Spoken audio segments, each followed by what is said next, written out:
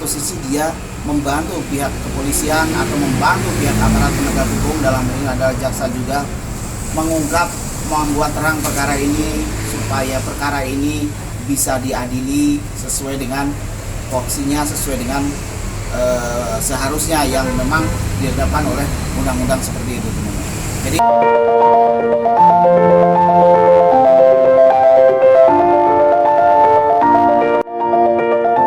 kemarin itu memang sidang sudah dilaksanakan dan kita sudah memeriksa 7 saksi ya, dari agenda yang sebetulnya 11 saksi begitu, tapi karena mengingat waktu akhirnya kita cuma bisa memeriksa 7 saksi. Dan dari persidangan kemarin banyak fakta-fakta baru yang terungkap begitu ya, yang menunjukkan keterkaitan antara keterangan saksi dengan saksi yang lainnya sangat signifikan sekali gitu ya. Dan alhamdulillah dari keterangan saksi kemarin kita semakin yakin bahwa memang proses persidangan ini sudah on the track gitu, artinya sudah sesuai dengan apa yang menjadi tujuan kita untuk mengungkap kebenaran material dalam proses pembunuhan ini begitu. Nah kemarin yang kami bilang adalah saksi-saksi yang sangat signifikan adalah misalnya pemeriksaan Pak Mulyana begitu ya. Pak Mulyana memang bisa dibilang dalam hal ini adalah menjadi bagian yang untuk mengungkap kebenaran gitu. Saksi yang bisa dibilang saksi kunci karena Pak Mulyana kan memang terus mendampingi Pak Yosef dalam semua momen setelah proses terjadinya tindak pidana ini begitu. Terus kemudian ada saksi Arif, terus kemudian ada saksi Dadang, terus kemudian ada saksi-saksi yang lainnya ya, yang Wahyu misalnya, Kosasi dan seterusnya yang terkait dengan yayasan. Artinya dari semua hal sudah diungkap gitu, dari semua sisi sudah diulas oleh majelis hakim, jaksa dan kami begitu kan. Untuk saksi Arif gimana Pak? Untuk saksi Arif kemarin ada 2 poin yang menjadi sentral dari pembahasan ya. Pertama adalah terkait dengan proses dia ke Bandung gitu ya untuk otopsi korban gitu. Kedua adalah pada saat tanggal 19 Agustus 2021, sesaat setelah 1 hari setelah terjadinya pembunuhan gitu, ada saksi Arif dan beberapa orang oknum polisi masuk TKP secara unprocedural, tidak sesuai dengan prosedur. Ada juga kemudian ada Yosef, ada Yoris, ada Mulyana, ada Gede dan oknum ya, kayak siapa? Lupa saya. Polisi. Ilan, iya. Ilian, Irlan dan yang lain gitu masuk ke TKP tanpa prosedur yang dibenarkan oleh undang-undang gitu. Di tanggal 13 tersebut, tanggal 19 tersebut memang mereka masuk ke dalam TKP untuk mengambil kucing ya, untuk mengambil kucing ya. Yang sedangkan kita sama-sama tahu bahwa siapapun tidak boleh memasuki TKP tanpa izin dari ya Inavis, dari penyidik dan dari pihak terkait begitu, karena itu masih dijaga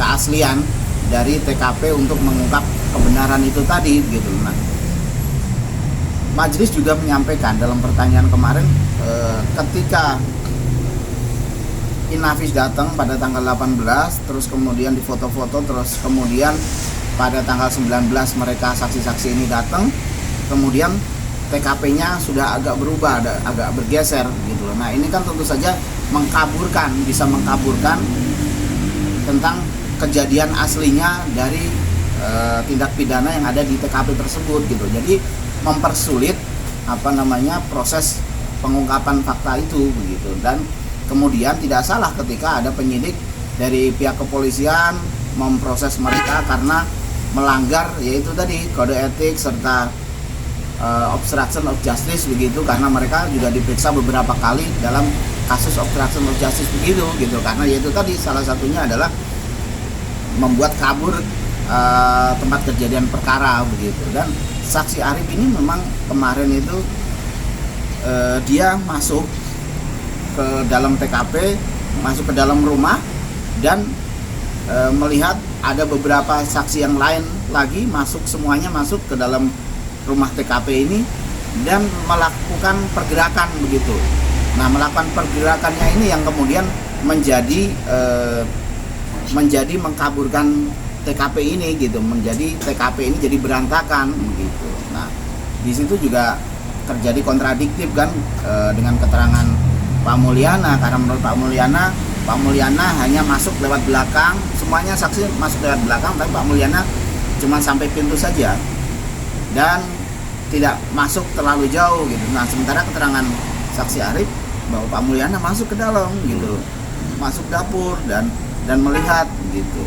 Nah, ini yang tentunya menjadi pertimbangan begitu dari kami bahwa memang kasus ini banyak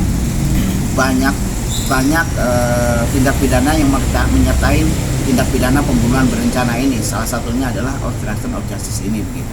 Di persidangan kemarin juga Arif juga sebetulnya saksi Arif ini sudah ditegur sama majelis hakim gitu, karena ketika dia sebagai seorang polisi dimanapun dia posisinya, keberadaannya, tetap baju sebagai pejabat,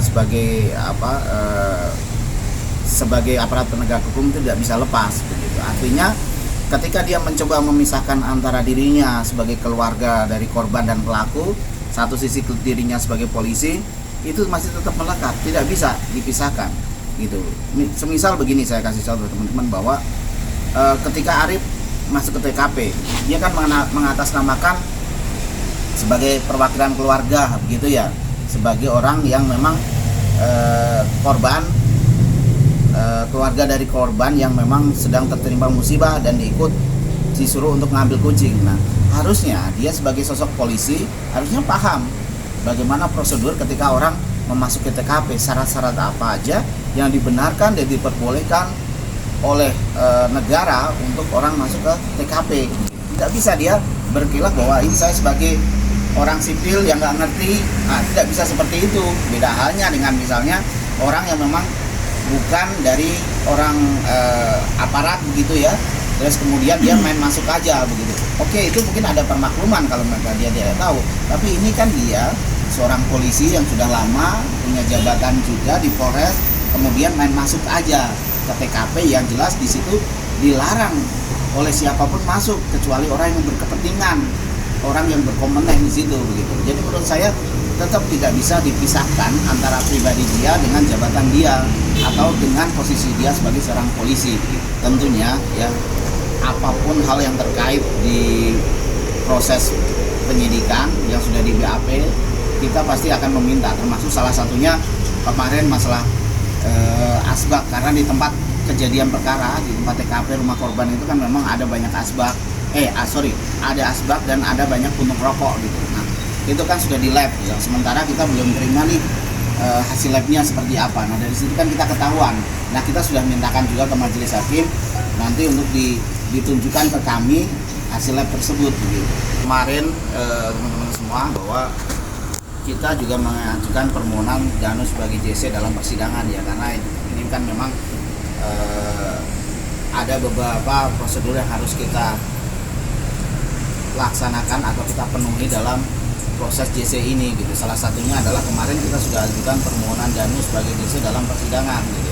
Harapan kami adalah bahwa Danu ditetapkan oleh JC dalam proses ini oleh majelis hakim, serta Danu mendapatkan keringanan hukuman sesuai dengan kesalahan serta tindakannya dalam membongkar tindak pidana ini gitu. Dan semoga itu bisa menjadi pertimbangan hakim dan kemudian hakim mengabulkan permohonan kita, karena bagaimanapun juga tanpa Danu kasus ini pasti akan lama gitu terungkapnya, karena yaitu tadi yang kemarin teman-teman sudah lihat bahwa banyaknya tekanan yang dialami oleh Danu, baik tekanan secara fisik maupun psikis begitu, mental, yang kemudian ini tidak mudah buat Danu. Selain dia di penjara mendapatkan hukuman fisik, kemudian dia mendapat siksaan fisik sebelumnya, tapi satu sisi dia membantu pihak kepolisian atau membantu pihak aparat penegak hukum, dalam hal ini adalah jaksa juga,